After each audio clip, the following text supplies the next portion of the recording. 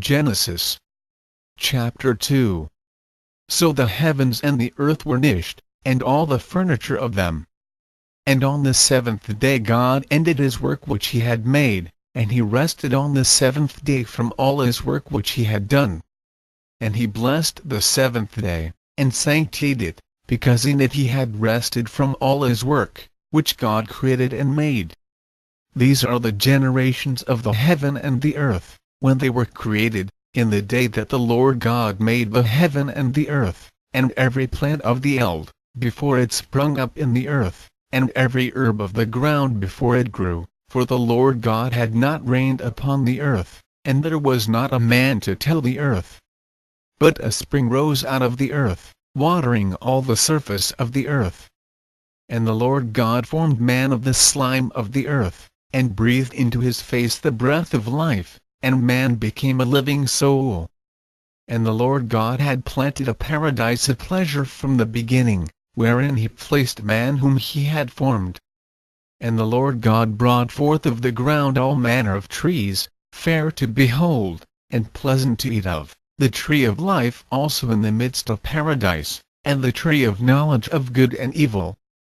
And a river went out of the place of pleasure to water paradise, which from thence is divided into 4 heads. The name of the one is Pison, that is it which compasseth all the land of Havilah, where gold groweth. And the gold of that land is very good, there is found bdellium, and the onyx stone. And the name of the second river is Gihon, the same is it that compasseth all the land of Ethiopia. And the name of the third river is Tigris, the same passeth along by the Assyrians. And the fourth river is Euphrates. And the Lord God took man, and put him into the paradise of pleasure, to dress it, and to keep it. And he commanded him, saying, Of every tree of paradise thou shalt eat, but of the tree of knowledge of good and evil thou shalt not eat. For in what day soever thou shalt eat of it, thou shalt die the death.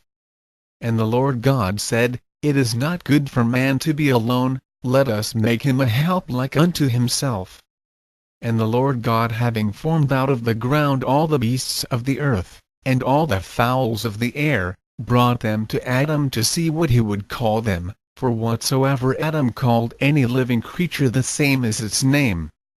And Adam called all the beasts by their names, and all the fowls of the air, and all the cattle of the field, but for Adam there was not found a helper like himself.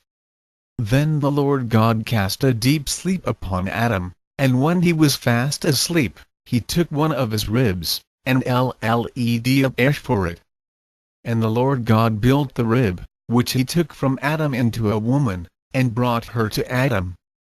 And Adam said, This now is bone of my bones, and ash of my ash, she shall be called woman, because she was taken out of man.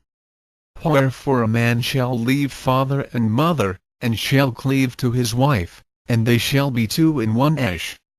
And they were both naked, to wit, Adam and his wife, and were not ashamed.